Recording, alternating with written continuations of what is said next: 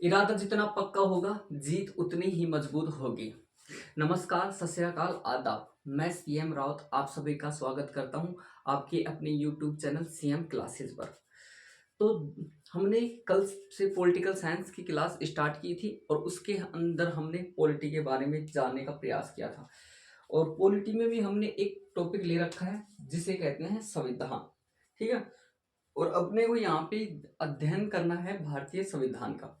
तो उसमें सबसे पहले हम संविधान के बारे में जाने कि संविधान क्या होता है। फिर उस संविधान के बारे में हमने बताया था कि जो संविधान है वो क्या है कि राज्य को सुचारू करना, सुव्यवस्थित संचालन करना और नियंत्रित करने के लिए जो भी नियम विनियम बनाए जाते हैं वो क्या कहलाता है, संविधान कहलाता है। फिर उसके बाद में नेक्स्ट बात की कि हमने कहा कि राज्य क्या होता है। हमने कहा कि राज्य का स्वयं की एक निश्चित क्षेत्रफल होता है, उस क्षेत्रफल में जनसंख्या निवास करती है और उन जनसंख्या के ऊपर प्रशासन करने के लिए एक सत्ता होती है। और उसके अलावा उस राज्य की क्या होती है, एक प्रकार से संप्रभुता होती है, यानी कि दूसरे देश के निर्णय उस राज्य के ऊपर लागू न हो, वो राज्य स्वयं के निर्णय स्वयं ले। यहाँ राजनीतिक विज्ञान के विषय में हम राज्य का संदर्भ हमेशा देश से लगाते हैं कि जो राज्य, राजनीति की भाषा में राज्य बोलते हैं किसको, देश को बोलते हैं। फिर उसके बाद में अगली बात आती है कि जो ये संविधान है ये ऐसा तो नहीं है कि अभी हम पढ़ रहे हैं तो ये प्रारंभ से ही लागू होगा। ठीक है। तो इसका कुछ विकास हुआ है और ये विकास कब से हुआ है, ये विकास जब जब से शासन प्रणाली प्रारंभ हुई तभी से हुआ है। तो इसको हम दो रूपों में देखेंगे, इस विकास को दो रूप कौन कौन से, या दो स्तरों पे देखेंगे। ठीक है। दो स्तरों में जो पहला स्तर हमारा रहेगा वो रहेगा विश्व स्तर। क्या रहेगा, विश्व स्तर पर क्या, संविधान का विकास। ठीक है। फिर दूसरे स्तर पर फिर हम बात करेंगे नेक्स्ट स्तर की। दूसरा स्तर है भारतीय स्तर पर। कौन से स्तर पर, भारतीय स्तर पर किसका विकास, संविधान का विकास। ये दो स्तर हैं किसके विकास के लिए, संविधान के विकास के लिए। अब हम बात करते हैं भारतीय स्तर में, थोड़ी बहुत वैसे पहले साधारण सी जानकारी ले लेते हैं कि प्रारंभ में किस प्रकार से था संविधान। ठीक है। फिर उसके बाद में अंग्रेजों के आने के बाद में फिर देश की आजादी के समय या उससे कुछ समय पहले जब संविधान सभा का गठन होता है तब की बात करते हैं। किसका गठन, संविधान सभा का गठन, यानी कि संविधान सभा का गठन हो गया था 1946 में। और हमारा जो संविधान है वो बन के तैयार होता है 26 नवंबर 1949, यानी कि एक प्रकार से 1946 से लेकर 26 नवंबर 1949 तक की हम बात करेंगे। तो इसमें क्या होता है, हमारे संविधान का क्या किया जाता है, निर्माण किया जाता है। किसका निर्माण किया जाता है, संविधान का निर्माण जो वर्तमान में चल रहा है। तो इस निर्माण होने के बाद में हमारा जो संविधान है उसमें क्या क्या थे, 22 भाग, 395 अनुच्छेद और 8 अनुसूचियां। ठीक है।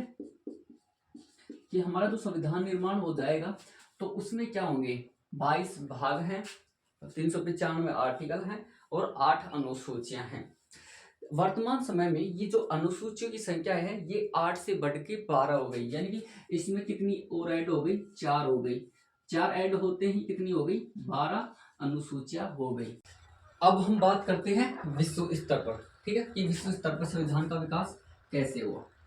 तो विश्व स्तर पर संविधान का विकास में सबसे पहले क्या थी कि एक प्रकार से राजतंत्रात्मक शासन प्रणाली थी। राजतंत्रात्मक शासन प्रणाली थी। इस शासन प्रणाली में क्या था, ये जो राजतंत्रात्मक शासन प्रणाली थी इसके ऊपर एक प्रकार से अनियंत्रित शासन था। किसका शासन था, राजा का। ठीक।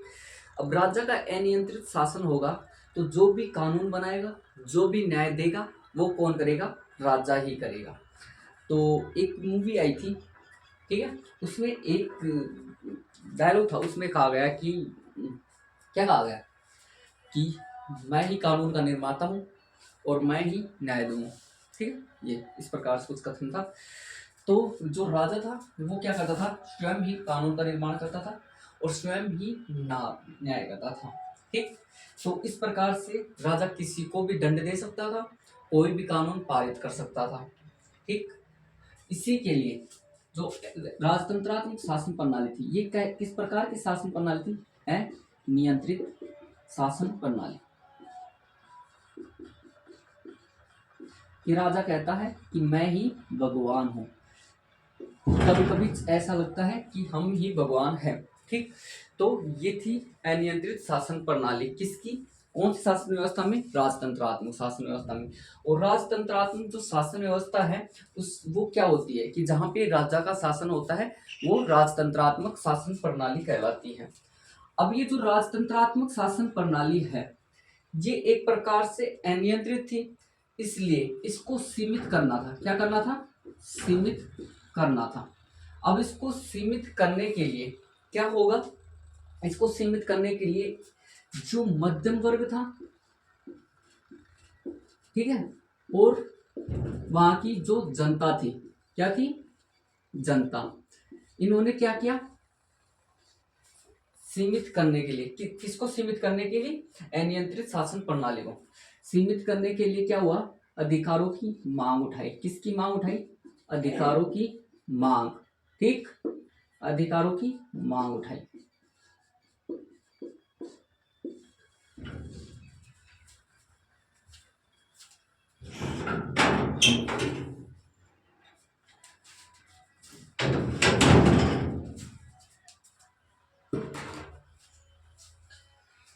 फिर उसके बाद में नेक्स्ट बात हमने की कि जो मध्यम वर्ग और जनता थी उन्होंने अधिकारों की मांग उठाई।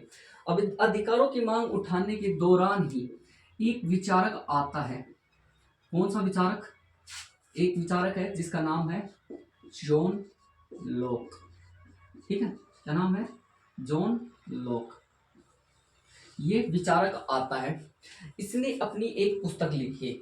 इस जॉन लॉक को समझौतावादी विचारक कहा जाता है और इसकी पुस्तक का नाम था two treatises on the government. इसने एक पुस्तक लिखी, उसका नाम था two treatises on the government, two treatises on the government.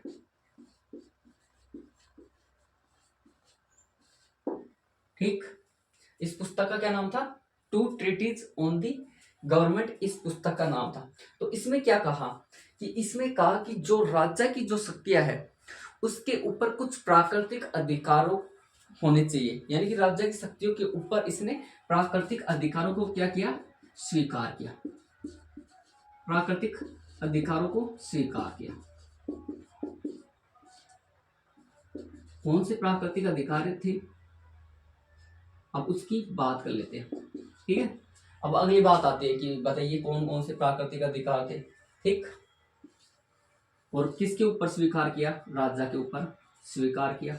और कौन से अधिकार थे, एक तो जीवन का अधिकार था। किसका अधिकार था, जीवन का अधिकार। दूसरा अधिकार था स्वतंत्रता का अधिकार।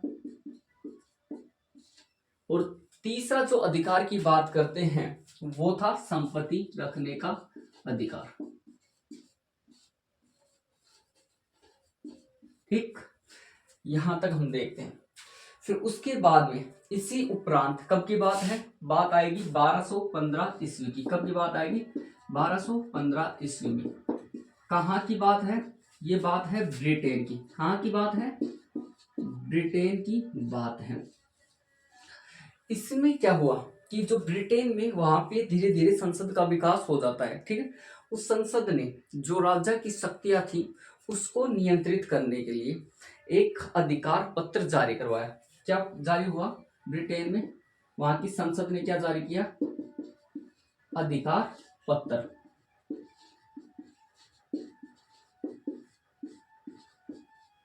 अगली बात आती है कि ये अधिकार पत्र जारी क्यों किया। ये अधिकार पत्र जारी करने का मुख्य उद्देश्य था वहां के जो नागरिक थे, कहाँ के, ब्रिटेन के नागरिकों को कुछ अधिकार प्रदान किए गए। क्या प्रदान किए गए, कुछ अधिकार। किसके माध्यम से? अधिकार पत्र के माध्यम से। किसने प्रदान किए? संसद ने किए। फिर ये कुछ अधिकार प्रदान करता है किसको? नागरिकों को। इसलिए नागरिक अधिकारों का जन्मदाता किसे कहते हैं? ब्रिटेन को।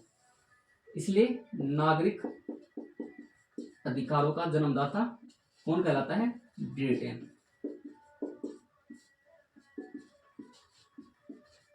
ठीक, जन्म या जनक। देखो फिर से देखो, हमने संविधान का विकास दो स्तरों पे देखा, एक तो विश्व स्तर पे और दूसरा भारतीय स्तर पे।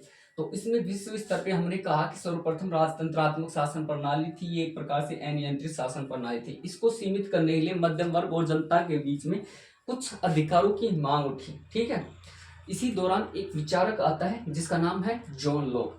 ये एक समझौतावादी विचारक था। इसने अपनी पुस्तक लिखी two treatise on the government. इसमें कहा कि राजा को शक्तियों के ऊपर कुछ प्राकृतिक अधिकार होने चाहिए।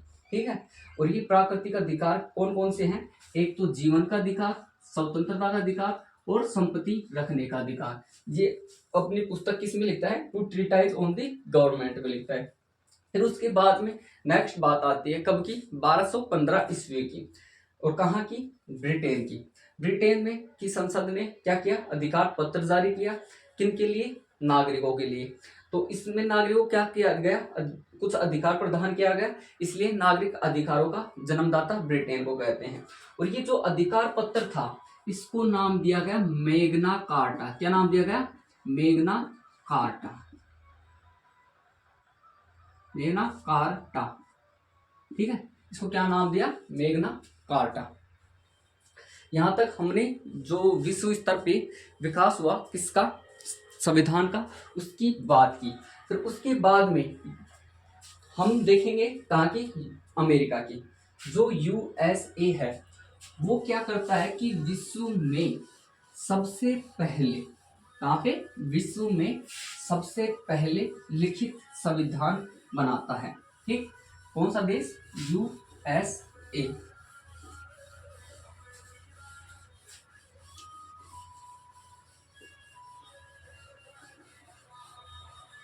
तो अब हम बात करेंगे यूएसए की, यूनाइटेड स्टेट ऑफ अमेरिका। ठीक, इसने क्या किया? इसने सर्वप्रथम इसका निर्माण किया, संविधान का निर्माण किया।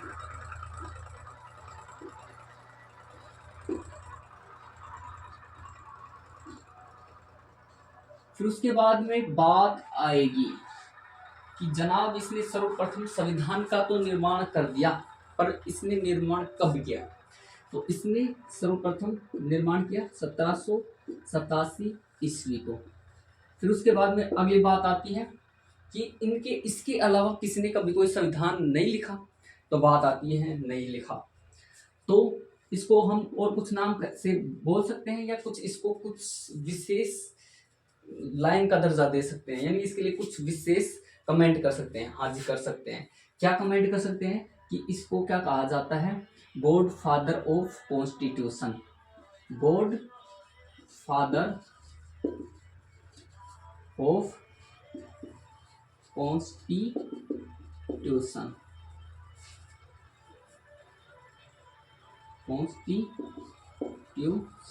ठीक है, गॉड फादर ऑफ कॉन्स्टिट्यूशन, यानी विश्व के संविधान का जनक किसे कहा जाता है? अमेरिका को कहा जाता है, जिसको हम क्या कहते हैं? यूएसए। ठीक, फिर से देखो, हमने संविधान का विकास दो स्तरों पे देखा, एक तो विश्व स्तर पे, एक भारतीय स्तर पे। विश्व स्तर पे हमने कहा कि जो संविधान है वो संविधान के निर्माण की प्रक्रिया वैसे प्रारंभ से ही हो गई थी, पर प्रारंभ में क्या थी? एक प्रकार से राजतंत्रात्मक शासन प्रणाली थी। और वो जो राजतंत्रात्मक शासन प्रणाली थी वो एक प्रकार से अनियंत्रित शासन प्रणाली थी, जिसमें कानून भी राजा ही बनाता था और न्याय भी राजा ही करता था। यानी एक प्रकार से शक्तियों का क्या था? केंद्रण था। फिर इस अनियंत्रित शासन प्रणाली को सीमित करने के लिए जो मध्यम वर्ग और वहाँ की जो जनता थी उनके बीच में उन्होंने क्या किया? अधिकारों की मांग उठाई। इसी दौरान एक विचारक आता है जिसका नाम है जॉन लॉक। उस विचारक ने अपनी पुस्तक कौन सी? Two treatise on the government में जो नागरिक, जो व्यक्ति हैं या जो नागरिक हैं उनके लिए कुछ अधिकार प्रदान, उनके लिए कुछ अधिकार लिखे कि उनके लिए कौन कौन से अधिकार होने चाहिए। ठीक है, तो उसमें संपत्ति का अधिकार, जीवन का अधिकार, और उसके अलावा जो तीसरा अधिकार था वो स्वतंत्रता का अधिकार हमने देखा। ये अधिकार किसके ऊपर नियंत्रित करते थे? राजा की शक्तियों को नियंत्रित करने के लिए। ठीक, फिर उसके बाद में हमने कहा कि इसी के कुछ समय पश्चात बात आती है 1215 ईस्वी की। कहाँ की बात आती है? ब्रिटेन की। जो ब्रिटेन है उसने अपना एक अधिकार पत्र जारी किया जिसको मेगना कार्टा नाम दिया गया। और इस अधिकार में क्या किया गया कि नागरिक, वहाँ के जो नागरिक थे उनको कुछ अधिकार प्रदान किए। इसीलिए जो ब्रिटेन है उसको नागरिक अधिकारों का जन्मदाता कहा जाता है। उसके बाद में सर्वप्रथम किसने? अमेरिका ने क्या किया? संविधान का निर्माण किया। फिर उसके बाद बात आती है कब किया? 1787 ईस्वी में इसने संविधान का निर्माण कर दिया। इसलिए गॉडफादर ऑफ कॉन्स्टिट्यूशन किसे कहते हैं? अमेरिका को गॉडफादर ऑफ कॉन्स्टिट्यूशन कहते हैं। और विश्व में संविधानों का जनक किसे कहा जाता है? अमेरिका को। यदि आपको हमारी ये लेक्चर अच्छा लग रहा है